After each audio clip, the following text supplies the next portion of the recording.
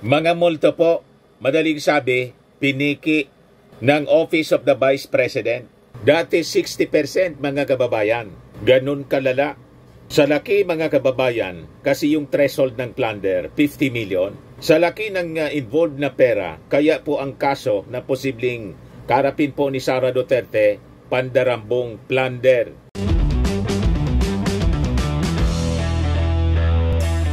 Ito naman po yung bago naming product na binibenta online.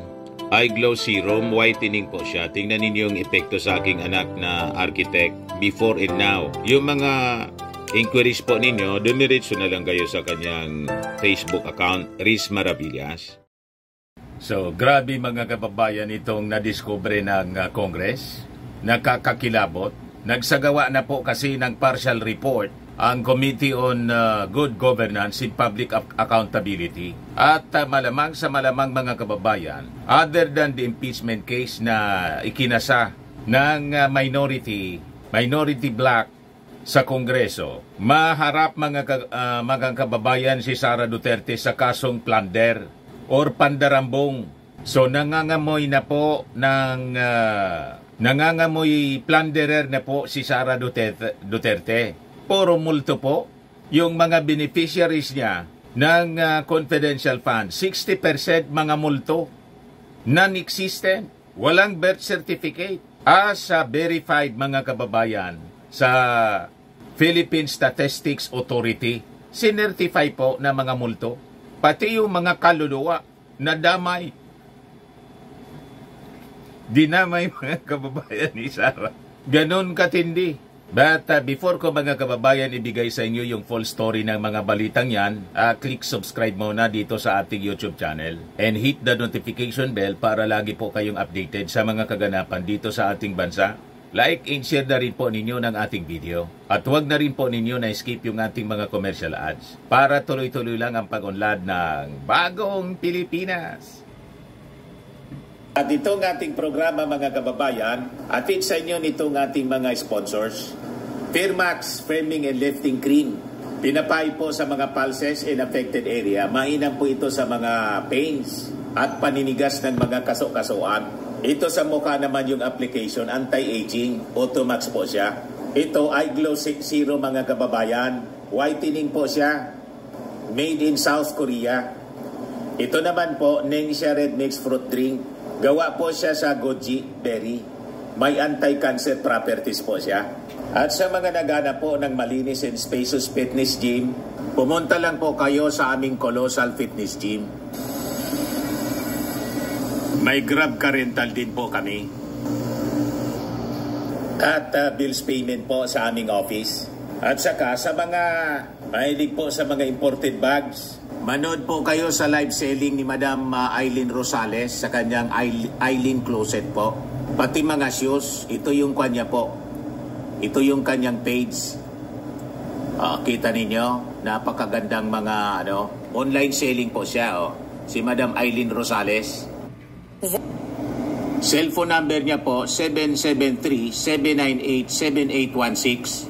Di balikan natin yung ating kwentong plunder, pandarambong involving Sara Duterte, mga kababayan. Kaya alimbawa, itong impeachment case laban kay Inday ay naitransmit mga kababayan sa Senado. Ang sino mang mga senador na boboto for acquittal ni Sara Duterte, malamang masama po sa matalo po sa eleksyon. Isusumpa sila ng ating mga mamamayang Pilipino kasi ibig sabihin, kumampi sila sa isang plunderer, sa isa pong mandarambong, sa isa pong magnanakaw. Yan ang lalabas niyan kasi tambak po yung ebidensya na nahalukay ng Congress. Kaya sa ating analysis mga kababayan, malamang sa malamang, yung ating mga senador, iiwasan po si Sara at ang matira sa kanya, mga kababayan, si Bongo na lang, si Bato, saka si Robin Padilla. At itong si Amy Marcos, malamang mag-abstain na lang po kaysa malabel siya na cuddler ng isang mandarambong or protector ng isang plunderer. Di ba? Madaling sabi, pag kumampi sila kay Sara Duterte, masisira ang kanilang political future, ang kanilang karera sa politika. Tama po yung ating mga analysis. Ito po yung lumabas dito. Sabi ni Congresswoman Jinky Luistro ng Batangas, si BP Sara ba si Mary Grace? House Blue Ribbon Panel details plunder case in confidential funds misuse. Sabi po ni Luistro, ito adyang nadiscovery natin na irregularities constitute plunder. Ang perang ito ay hindi sa kanya. Ito ay pera ng taong bayan, ngunit ang bawat piso ay ginamit sa maling paraan na may layuning magkamal ng yaman. Ganon mga kababayan yung naging closing remarks ni Representative Luistro. The inquiry revealed unprecedented allocations of 500 million pesos to the OBP and 112.5 million to DepEd between 2022 and 2023. This marked the first time the DepEd received confidential funds despite its lack of mandate requiring such allocation. The committee highlighted that these funds were systematically misused through fabricated documents, falsified receipts, and questionable certifications. Mga multo po, na-discovery po yung mga recipients na nakasulat po sa resibo yung mga pangalan. Lahat mga multo, 60%. Multo, non-existent. As certified mga kababayan ng Philippine Statistics Authority. Ayan, sabi ni Congressman Chua, tayo po ay sumulat upang isumiti ang 677 pang pangalan na nakalagay sa acknowledgement receipt ng DepEd kung saan tayo ay binigyan ng tugon ng Philippine Statistics Authority noong December 8, 2024. Dito, kanila pong sinabi na out of 677 individuals, 405 ay walang birth certificate o walang record sa birth certificate o pwede nating sabihin non-existent. Mga multo po, madaling sabi, piniki ng Office of the Vice President. Dati 60% mga kababayan. Ganun kalala. Sa laki mga kababayan, kasi yung threshold ng plunder, 50 million. Sa laki ng involved na pera, kaya po ang kaso na posibleng karapin po ni Sara Duterte, pandarambong plunder. Yan po. House Probe reveals potential plunder raps versus Sara. Others in unexplained use of OBP DepEd confidential funds. Sabi po ni Congressman Romeo Acop, let me remind the public of what is at stake here. It would constitute graft in corruption if public funds are misused or misappropriated, or worse, if funds are diverted to personal use or benefit. And given the amount we are talking about here, this is clearly plunder. Mulaan niya sa Davao, lumaki ng lumaki noong siya'y mayor, hanggang sa mas malaking pondo ng mapasakamay niya bilang Vice Presidente at DepEd Secretary. Goodbye po sa pangarap ni Sara na maging presidente ng Pilipinas. At malamang sa malamang, pag nagtagumpay yung impeachment, ma-impeach siya at ma-convict mga kababayan sa Senado. Kahit po na para kagawad, hindi na po siya pwedeng tumakbo. Yon ang magiging kapalaran mga kababayan ni Sara Duterte dahil sa sarili niya pong kagagawan. Pakinggan natin ang naging presentation mga kababayan ni Congresswoman, Batangas Congresswoman Jinky Luistro. I just want to reiterate, while it has been said repetitively already, that our ultimate objective here in conducting this inquiry in aid of legislation is to be able to enhance existing laws, come up with new ones if the need are determined, Mr. Chair. Nevertheless, we cannot brush aside, certainly, all the abuses and infractions that we have identified during the course of our inquiry in aid of legislation. And in addition to the offenses which have been raised already by our esteemed colleagues, I wish to add perjury. Perjury can be committed orally or in writing. If it is orally, the perfect example or illustration, I believe, are misrepresentations during inquiry in aid of legislation. We often hear this: you will be committing perjury because all resource persons in inquiry in aid of legislation and even in all forms of investigation, we place them under oath.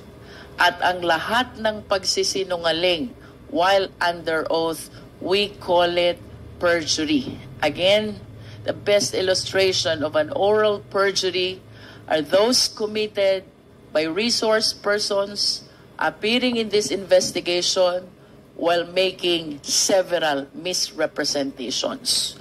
However, Mr. Chair, when it comes to written perjury, I wish to break down the elements of this offense so we can better illustrate how this is determined. And talking about elements, Mr. Chair, as we can see from the screen, there must be a sworn statement. It must be made under oath. The statement contains deliberate assertion of falsehood, and the false declaration is with regard to material fact. Mr. Chair, in the course of our investigation, the special disbursing officers, sina Ginoong Edward Fajarda at Ginang Gina Acosta, have plainly asserted na wala raw alam kung saang mga aktibidad ang pinaglaanan ng confidential funds.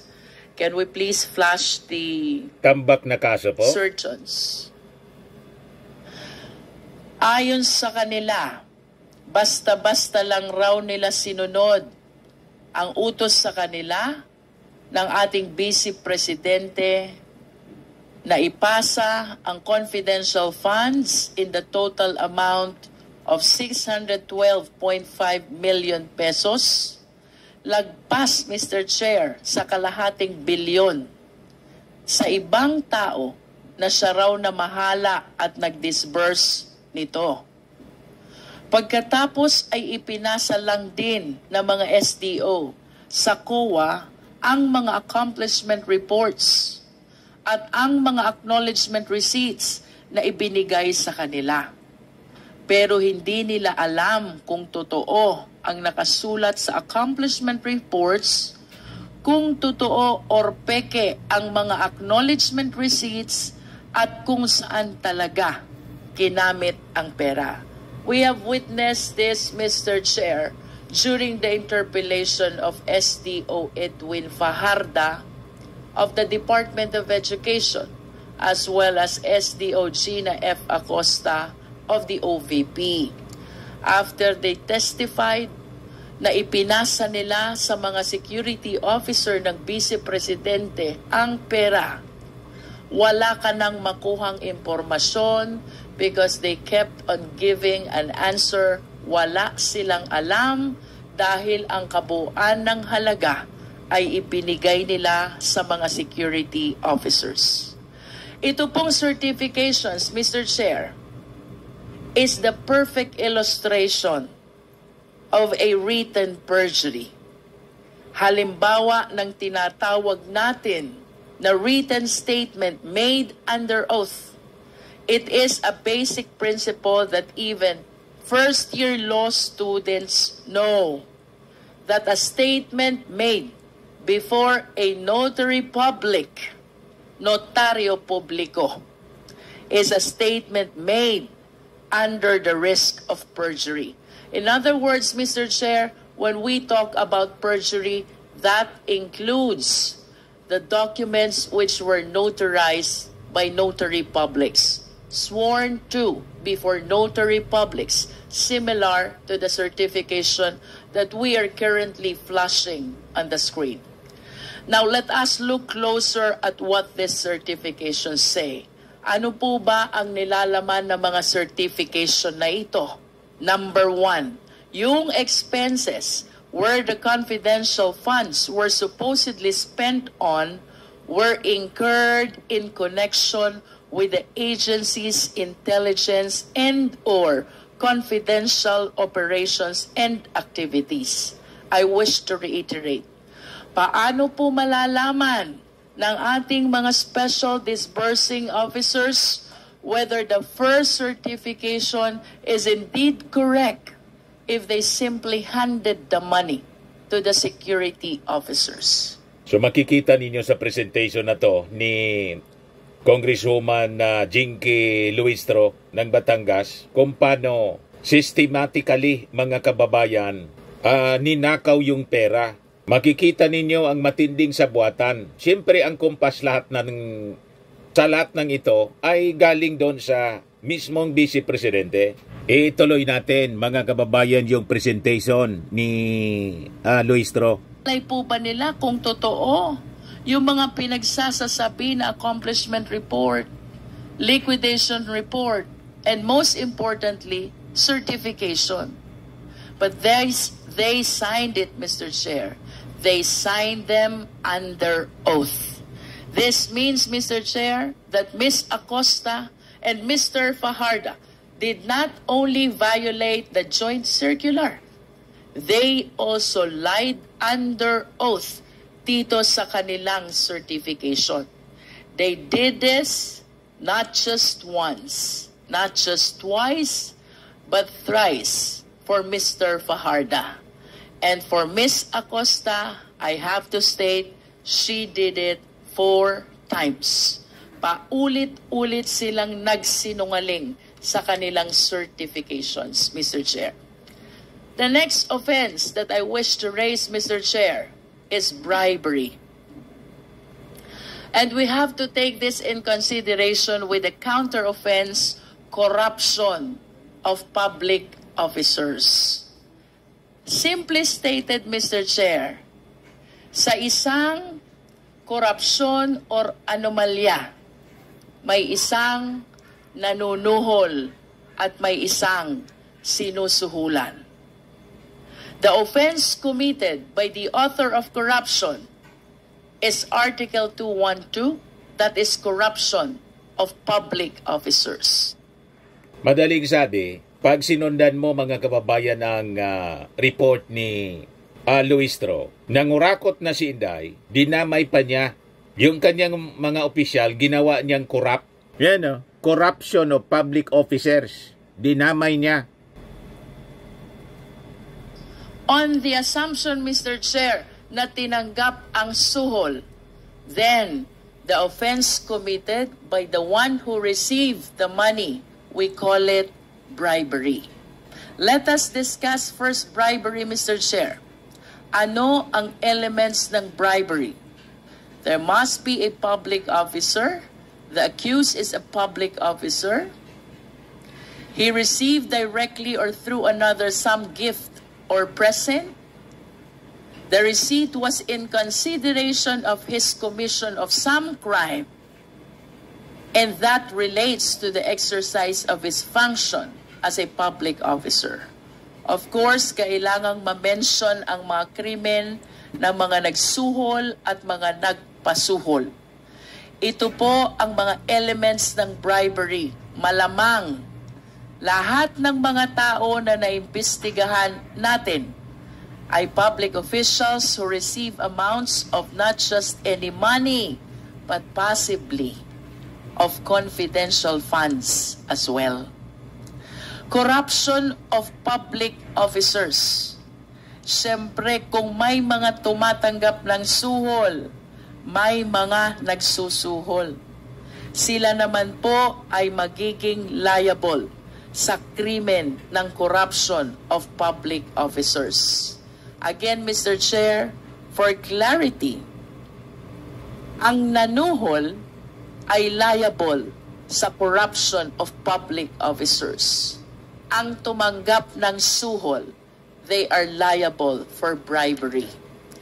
Ibig sabihin, may isang special krimen para sa nagsusuhol ng mga public officials. Tingnan po natin, parehas lamang ang penalty na ini-impose sa mga nagsusuhol.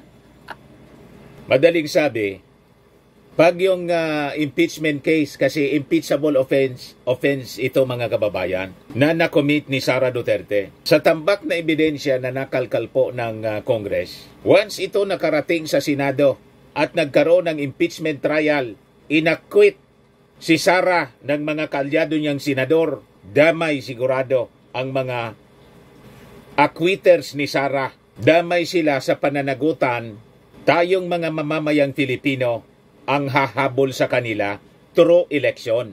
Tama po mga kababayan. Kasi ang ibig sabihin yan, kinonsinte ng mga senador na papabor kay Sara ang plunder na ginawa po ni Sara sa kaban ng bayan. Yun ang ibig sabihin yan mga kababayan. Sinusuhulan as provided under Article 212. Except, of course, disqualification and suspension, because these two penalties apparently apply only to public officials.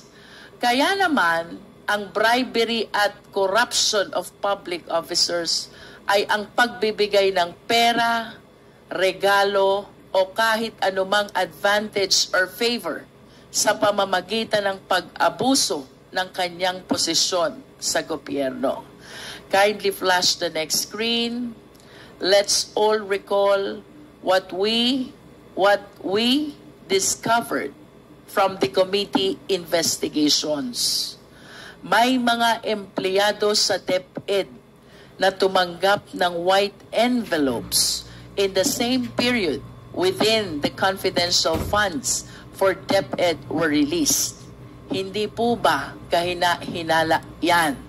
And you can see from the screen, OVP executive admits, inamin, handing cash envelopes to DepEd officials. Next slide, please. We may recall, it was former USEC Gloria Mercado who first revealed to us that she received 9 envelopes with 25,000 in a span of 9 months. Ito'y ibinigay ni Sunshine Fajarda, ang mga envelopes kay USEC Mercado, at sinabi na galing ito sa Vice Presidente Sara Duterte. Malinaw na ang ganitong pagkakataon ay hindi normal. Hindi normal na ang boss ay nagbibigay bigla ng sobre na may 25,000 each for 9 months to her very own head of procurement. Anyone can easily conclude that this is not merely out of generous heart of VP Duterte, but was precisely given in attempt to influence USEC Mercado, to which she failed to do. And we may recall, Mr. Chair, during our interpellation with USEC Gloria Mercado, she admitted believing that those envelopes were given to her to influence her decision as Hope. Next slide, please. It was not a surprise when former Chairman Resty Osayas, this is our second DepEd official, he is the chairman of DepEd Bids and Awards Committee. He admitted, siya rin ay nakatanggap ng sobre na may laman na pera. Again, another key official in the procurement process of the DepEd. And yet again, another act of corruption plaguing in the DepEd. So you can just imagine mga kababayan, lumalabas, kinurap ni Sara Duterte yung mga taga-DepEd. So ano pa yung asahan mo, mga kababayan, dito sa mga DepEd officials na ginawang kurakot through bribery ni Sara Duterte? Ano pang magandang halimbawa, mga kababayan, ang maibibigay nila sa ating mga mag-aaral? So we'll be producing generations upon generations, mga kababayan, of corrupt officials, citizens, and officials in the future. Kinurap na ni Sara Duterte yung DepEd. Para ano yung purpose niya, mga kababayan? Para hindi magsalita. Pero ginisa ng ginisa, mga kababayan, ng ating mga congressmen. Napaamin pa rin sila, mga kababayan. Balikan natin, mga kababayan. Yet again, another act of corruption plaguing in the DepEd. Yung nauna, Mr. Chair, Yusek Mercado, she was the hope of DepEd. And this time, we have Chairman Resty Osayas, Chairman of DepEd Bids and Awards Committee. Both admitted having received envelopes with money inside. Next slide, please. Of course, sino pong makakalimot sa ating Chief Accountant ng DepEd, Ms. Runa Catalan. Like former Yusek Mercado, like Mr. Osayas, Ma'am Catalan received the same number of envelopes containing the same amount of money in the same period of February to September 2023. Again, another key official in the DepEd who necessarily deals with the public funds of the DepEd was blinded by an alleged gift from VP Duterte. But it was later on revealed that she was requested by Sunshine Fajardo, the very person who handed her the envelopes, to sign the liquidation reports without its supporting documents. Again, corruption prevailed. Mr. Chair, in line with the issue of bribery and corruption, I wish to manifest that there is a chance that the three key officials of DepEd, who I previously mentioned, Yusek Mercado, Mr. Osayas, Ms. Catalan, were not only employees of DepEd who received envelopes with cash. I believe that it is only a matter of time. And I hope that light be shed on this alarming revelation. Tayo po'y naniniwala na hindi lamang ang tatlong opisyales na ito ang tumanggap ng envelope na may lamang pera mula sa ating Vice Presidente. Ultimately, Mr. Chair, is the crime of plunder. Isa pa sa ating nakitaan na maaring ikaso mula sa ating mga nadinig sa ating komite, rito ay ang violation ng plunder sa ilalim ng Republic Act 7080 as amended. Ang basis po natin ay lahat ng mga nakalap na impormasyon patungkol sa paggasta di umano ng OVP at ng Department of Education ng confidential funds sa ilalim ng pamumuno ng ating Vice Presidente. Mapapansin po natin na wala pong naipakita na ebidensya kung saan totoong napunta talaga ito. Pinatutunayan lang ng mga opisinang ito sa pamamagitan ng acknowledgement receipts na atin namang napansin ng napakaraming anomalya. Pareho ang sulat, pareho ang pirma, pareho ang tinta ng ballpen. Ang impossibility na ito ay na-disburse ayon sa dami ng resibo sa iisang araw lamang. At isama na din po natin ang mga nadiskubre nating pangalang Mary Grace Piatos at Kokoy Villamin na napatunayan na wala sa database ng Philippine Statistics Authority. Ang isang konklusyon na aming nakikita sa mga ito ay hindi tunay, pineke lamang ang mga ito upang maipamukha lamang na ginasta ito para sa surveillance activities upang magamit ang pondong ito sa ibang kagamitan o pansariling interes. Ano nga ba ang plunder, Mr. Chair?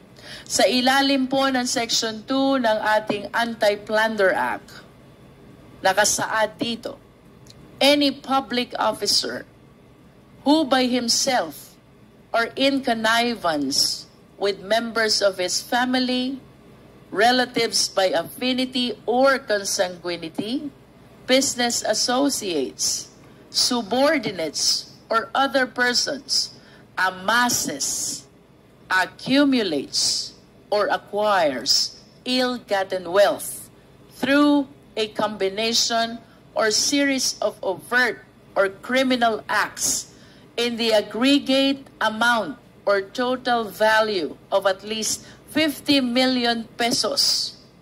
Nakasaad din rito na ang penalty ng paglabag ay reklusyon perpetua na may katumbas na 20 years and 1 day hanggang 40 years. I wish to add, Mr. Chair, na ito pong kasong ito, considering the penalty of reclusion perpetua is non-payable. Kalakip din po ng penalty na ito ang perpetual absolute disqualification, which includes deprivation of such person from holding public office and employment kahit pa manalo sa eleksyon. Kaya naman, Mr. Chair, ang plunder sa madaling salita ay ang pagnanakaw ng pera mula sa kaban ng bayan na may halaga na higit sa 50 million pesos sa pamamagitan ng paggawa ng ibang krimen. Next slide, please. Kung makikita po natin sa ating screen, mayroong total na 7 umaabot sa 612,500,000 pesos. Ang 4 na tseke ay mula sa OVP, umabot ng 500 million pesos, at ang 3 pang tseke ay mula sa DepEd na nagkakahalaga naman ng 112,500,000 pesos. Mr. Chair, ang nabanggit na halaga 612,500,000 pesos, lagpas sa 50 million pesos na required para sa kasong plunder. Ang mga checking ito ay lahat nakapangalan kay Ms. Gina Acosta bilang Special Disbursing Officer ng DepEd. Inamin niya sa atin na imbis na i-disburse na ito as confidential expenses, ay sinunod ang utos ng Vice Presidente na ibigay ang pera sa kanyang security officer. Dito naman po sa Department of Education, ang payee sa mga tseke ay ang Special Disbursing Officer Edward Fajarda, former Special Disbursing Officer of DepEd. Inamin rin niya na nung nakaraang hearing na ang perang kanyang natatanggap ay kanyang ibinibigay sa security officer sa utos din ng ating Vice Presidente. Mr. Chair, I wish to show the breakdown of the confidential funds which were received both by DepEd and OVP. For OVP, Mr. Chair, for clarity, we have 125 million, that is last quarter of 2022, and then 125 million for the first, second, third quarters of 2023 total of 375. So 2022, which is 125, and 2023, which is 375. That is 500 million in total confidential funds utilized by the Office of the Vice President, Mr. Chair. For DepEd, Mr. Chair, I understand that this were utilized during the first 3 quarters of 2023, 37,500,000 each for the first, second, and third quarter of 2023, which totaled to 112 million pesos confidential fund utilized by the Department of Education. In total, Mr. Chair, ang halaga po na ating naimbestigahan pertaining to the utilization of confidential fund is 612,500,000 pesos. Napakalaki at nakakalula. And to be very candid, Mr. Chair, ilang bata na sana ang ating napakain. Ilang bata na sana ang ating napaaral. At ilang pamilya na sana ang ating nabigyan ng bahay. Mr. Chair, considering that the amounts involved here far surpass the threshold for plunder, na mas kilala bilang pandarambong, it is my humble position na dapat po talaga ay maipagpatuloy at mapalalim pa ang investigasyon upang malaman kung sino ang nakinabang sa perang ito. Such an investigation may not be for Congress to conduct anymore. Again, our ultimate purpose here is to legislate. Such an investigation, however, we will ensure will be conducted, Mr. Chair. Hindi po basta-basta ang mga pangyayaring natuklasan natin rito. Finally, Mr. Chair, ayon po sa isang Supreme Court decision, this is Macapagal Arroyo versus People, GR numbers 220598 and 220953, dated July 19, 2016. On the crime of plunder, napag-usapan po dito ng Supreme Court ang will, conspiracy na nagaganap in the commission of plunder. Kaya kung may pagpapatuloy po ang investigasyon, maigi pong matingnan kung sino po ba ang hub, sino ang mga spokes, ilang conspiracy po ba ang ating pinag-uusapan. In other words, Mr. Chair, we will look forward that as the other agencies conduct an in-depth investigation on this, we will look forward sino ang hub, sino ang sentro, sino ang nakikinabang dito sa alleged will conspiracy na ito. Maraming salamat, Mr. Chair. Suman Jingle Wistro. So, mula mga kababayan sa Sara Sepulturera, Pogotera, pag nakasuhan siya ng paglabag sa Anti-Terrorism Act, Sara terorista. To Sara Mandarambong, the plunderer. Ganon ang kinainatnan mga kababayan ni Sara Duterte. Ngayon, kaya kami, nag-iingat kami mga kababayan. Kahit yung binigay sa akin ng donor po, 35,000 plus po, talagang we see to it na to the last sintabo ng aming ayuda. Ginawa namin kahapon, may reporting kami at transparent siya na ating ginagawa. O ito po yung aming reporting ng aming feeding and gift giving kahapon. Ito po yung post ko 16 hours ago kasi kahapon po namin ginawa yung feeding and gift giving activity. Yan o, time for caring and sharing. Third wave of our relief operations for the victims of Typhoons Christine and Pipito. 100 children from poor families at Barangay Buyuan, Legazpi City. Maraming salamat po, Madam Anita Macrial of Illinois, USA, sa cash donation yung 35,363 pesos and 88 centavos. To the last centavo po, nakapost. Nag-feeding po kami ng Jolly Spaghetti. Namigay ng 100 big packs of assorted Oasis snacks worth 100 pesos each.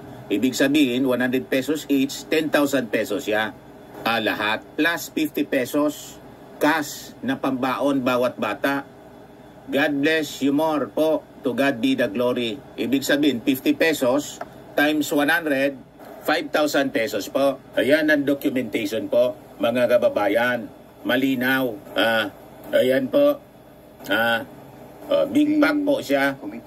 Yan, big pack po siya, 100 pieces. Pambaon nila buong linggo. Ayan, nakatambak. 100 pieces siya. 110 talaga ang actual niyan, mga kababayan. 110 pieces siya. Kasi pinasubra namin. Baka kasi may mga pumunta na hindi nakalista. Ito naman, 120 siya. Kasi dinamay namin yung mga tumulong sa amin na mga barangay officials para kumain din sila ng Jolly Spaghetti. Kaya ang saya-saya ng mga bata po. Ayan sila, mga kababayan.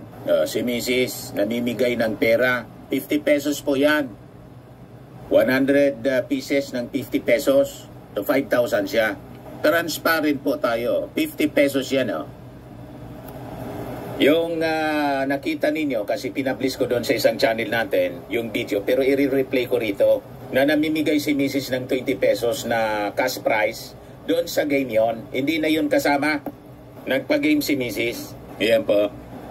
Yan, kasama natin yung mga barangay officials. Yan yung mga barangay officials, mga kababayan, mga kagawad, and BHW, and kabataan. May Christmas celebration din kasi sila, early Christmas celebration. Ito yung kapitan sa barangay, si punong barangay, Ronaldo Minya. So nakakatuwa, mga kababayan. Di ba? Yan sila. Yan yung preparation pa lang namin. 7 kahon siya ng mga gift packs. Tapos ito yung Jollibee. If I can't come... So lahat siya documented siya. May lista ng mga beneficiaries. Nasa official records ng barangay siya. Pwede ninyong ipa-summon. Nag-iingat tayo para hindi tayo ma-file ng impeachment. Tapos may picture siya, pati video. Para hindi po mga fake yung beneficiaries natin. Hindi matulad sa Mary Grace Piatos. Pagkatapos yung pera nasa mabuting kamay na. At pag tinanong, nagbabanta, gusto nang ipapatay yung Pangulo. Wala tayong ganun po na pag-uugali. Di ba nakakatuwa? Ito yung resibo. Acknowledgement receipt.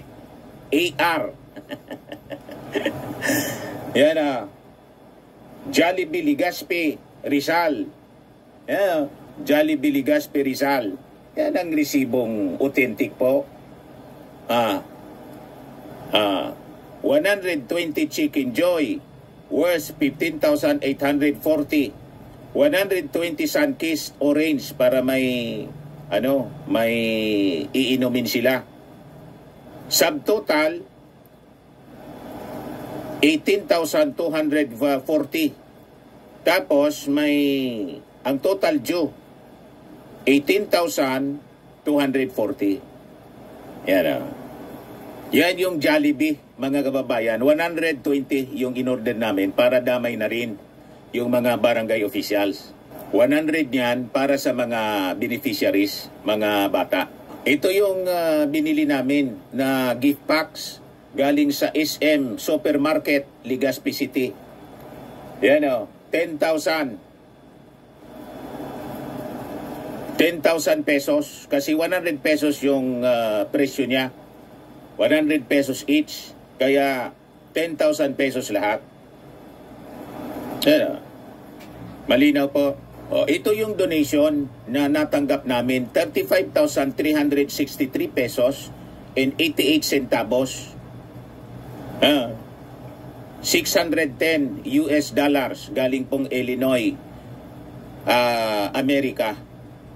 At 58 pesos and 93 centavos yung palitan. Kaya 35,363 pesos and 88 centavos. Ganon kami ka-transparent. O ngayon, yung gastos namin, ipopost namin mamaya kasi other than the 10,000 pesos, namigay si Mrs. ng 50 pesos each. Ibig sabihin, 5,000 pesos yon.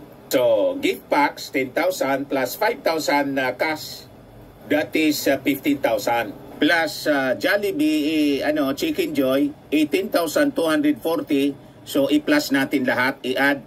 Gamit tayong calculator. 10,000 plus 5,000, 15,000 plus 18,240. So, equals 33,240. Yan ba? 33,240. Yung cash receipts namin is 35,363.88. So may cash balance mga kababayan na 2,125.88 centavos. So may balance pang 2,000. Itong 2,000 plus mga kababayan, i-report ko ito doon sa donor namin. At sasabihin ko sa kanya, may balance pa siya. At itatanong ko kung saan niya gusto itong ilagay. Kung gusto niya, ilagay niya sa aming standby fund, okay po. Kung gusto niya na ibalik namin sa kanya, nasa sa kanya po. Pero malamang sa malamang, hindi na yon hindi na niya yon kukunin, kundi ilalagay na lang sa standby fund namin dito. Pero mas maganda, siya yung magdesisyon. Tama ba? Ganon tayo ka-transparent dito po, mga kababayan, para hindi tayo ma-accuse ng impeachment. Dahil sa lustay ng pera ng bayan. Hindi man po ito pera ng bayan, pera ng OFW, ng donor. Ganon kami ka-transparent po. Marami nagtitiwala sa amin. Ang galit lang po, yung mga DDS na hindi man nagbibigay. Yan ang masama sa mga taong yan. Wala mang contribution para sa pagunlad ng bayan at pagpagaan sa kalagayan ng ating mga mamamayan. Sila pa yung maiingay. Ang sasama talaga ng mga ugali. Ito yung donor namin, si Madam Anita King Macrial. Pinost ko na sa kanya yung resibo. Yan galing galing sa SM, ito yung galing sa Jollibee. Sinend ko na rin sa kanya yung picture ng feeding.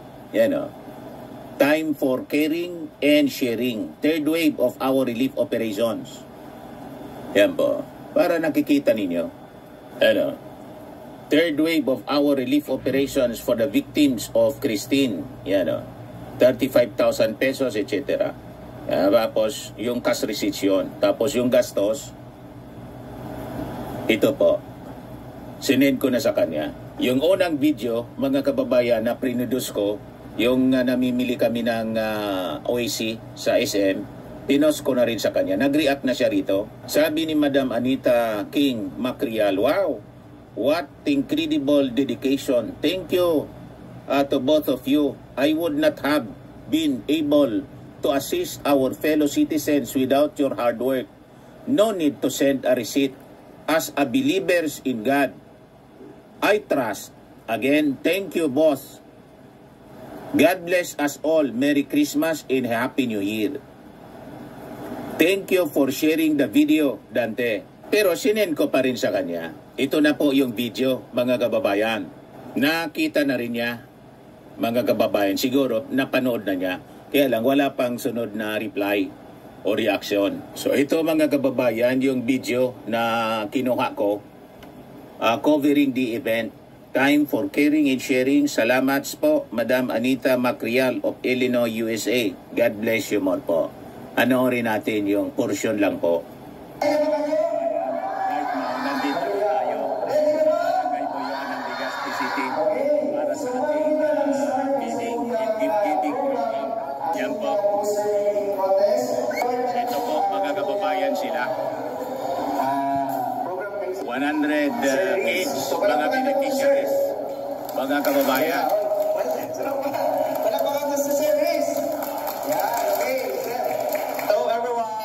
Yung anak ko, yung anak kong architect siya. Ready na, sasabihin nyo. Yan po. Ready na.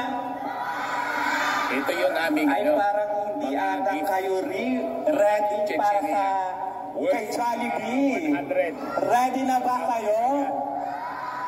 Sige, tignan natin ulit. Sabihin nyo. 100. Ready na. Ready na. Yan po, 100 assorted. Mukhang naririnig na. Ito Aha. ano, pangki. Aha. Jollibee. Aha. May pag-imo na si Rick. Ang mga kabataan natin. So nagpapag-imo na yung anak ko. Okay. Pati yung punong barangay po sumali sa game. Yan po. Oh. Nakakatuwa din yung kapitan, punong barangay. Masakit yung ngipin. Mama. Ikaw.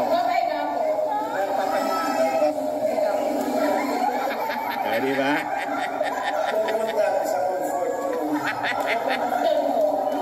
Masakit ang diyan. Masakit ang diyan. Game siya po. Pumutot na siya.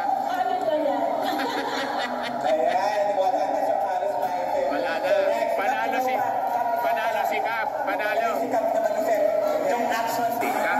Si Kap.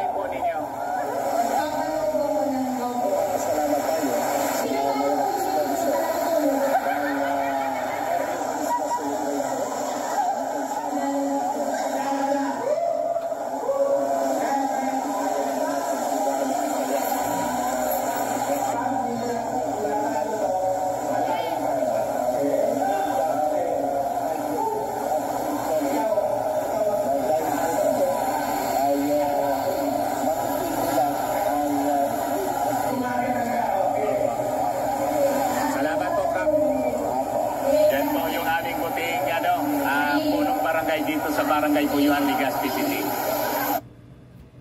Bibigay ng mensahe si Kap. Maray na hapon sa bilog na Barangay Council Kampuyuan.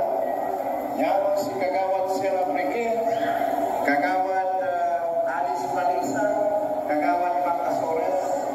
Sila ang satuyan presentiban at satuyan speaker person sila sa ilang membro ng SK Council.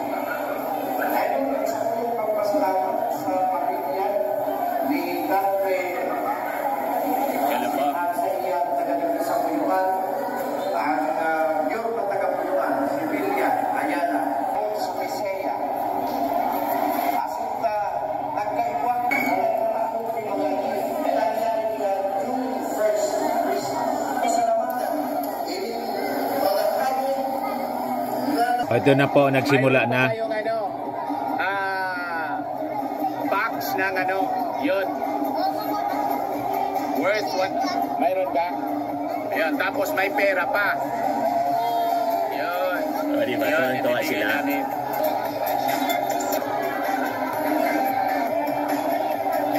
Ibigay ni Mrs. Masaya ba kayo? Masaya? Masaya ba? Ayun. Masaya sila. May Jollibee. Ito, napakaliit pa, oh. Masaya ba? Ayun.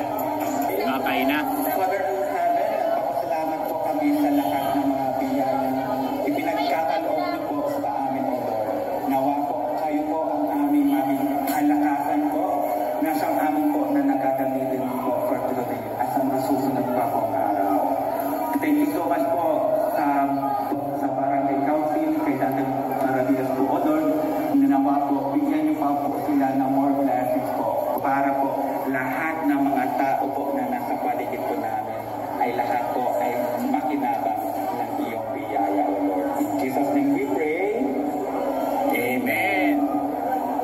Ready na. So pwede na tayo kumain. Ayan, 100. Activity. May pera pa siya. Distribution na po. Pati pera. May pera. 50 pesos each. Thank you very much.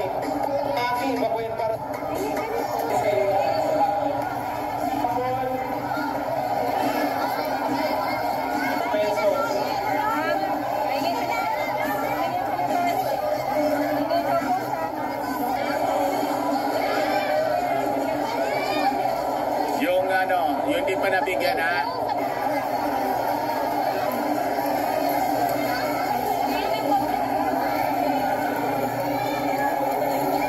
Yun, hindi pa nabigyan.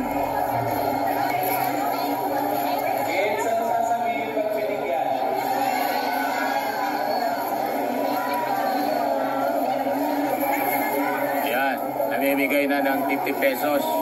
Yung hindi pa nabigyan, maraming salamat din po. Merry Christmas. 50 pesos mga kababayan, yung mga bata. Ayun, hindi pa nabigyan. May 50 pesos kayo. Ayan. Ayan. Mga bata, 50 pesos galing kay Ninang ng Bayan. Si Ninang ng Bayan, namimigay ng 50 pesos. Ayan. Ayan. O, sasabihin ninyo, salamat Ninang. O, isigaw, salamat Ninang. Ayan. Yan ang beneficiaries po, hindi mga multo. Yan si Ninang, sige pamigay ng pera. Yung beneficiaries ni Sarah, mga multo po. Kani po, hindi multo. Talagang legit na mga beneficiaries. Totoong mga beneficiaries. Ninang. Salamat Ninang. 50 pesos lahat ng mga bata. 50 pesos. Ayan. Sabihin ninyo, salamat Ninang. Salamat Ninang. Ninang ng Bayan.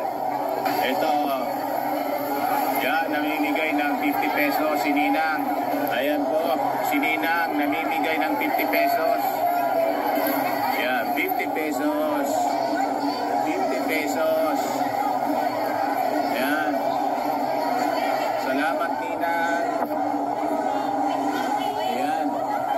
50 pesos. Yan. Walang uulit ha. Walang uulit. Yun nabigyan na. Yan. Salamat Ninang. Anong isisigaw? Salamat Ninang. 50 pesos baon para sa eskwela. Bukas. Ayan pa.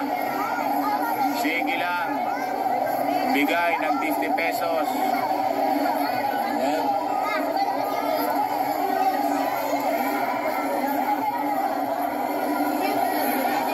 So, ang dami daw niya. Ano sabi mo? Thank you. Dami kang baon? Ayan, may pera na, may OIC pa. Di ba? Anong grade ka na? Ha? Grade 3. Tapos na? Tapos na? Salamat po. Ayun mga kababayan, tapos na yung distribution ng pera, ng regalo, baon nila, at saka yung pagkain, Jollibee. When the Christmas So that ends mga kababayan, yung ating distribution sa mga beneficiaries ng mga ayuda po, pagkain, feeding and gift giving namin po. Maraming salamat muli kay Madam Anita Macrial ng Illinois, USA. Yan ang tunay na transparency para hindi tayo pagdudahan, pero ganun pa rin. Inaakusa pa rin tayo ng mga minions ni Sarah na nanakawin ko daw yung donation. Huwag ninyo akong itulad sa amo ninyo. Wala kaming gawain na tulad ni Sarah.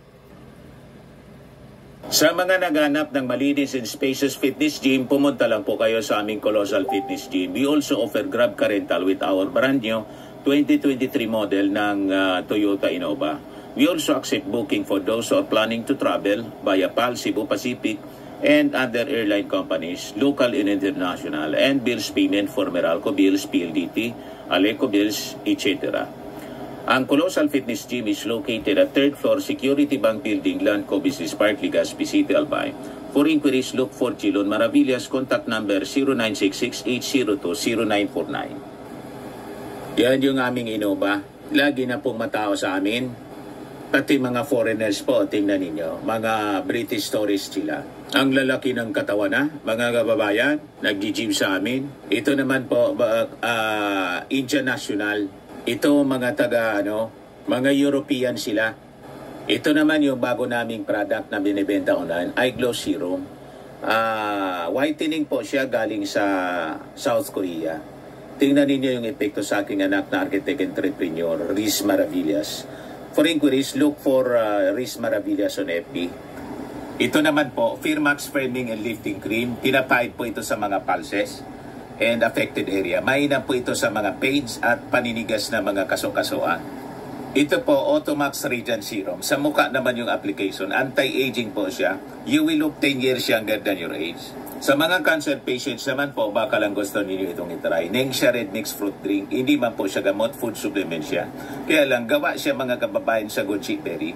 Yung goji berry may anti-cancer properties. Yung mga inquiries ninyo, dumiritso na lang kayo sa aming messenger sa Facebook para masagot namin agad. Ayos po, ako po si Dante Maravillas. Bye-bye. God bless.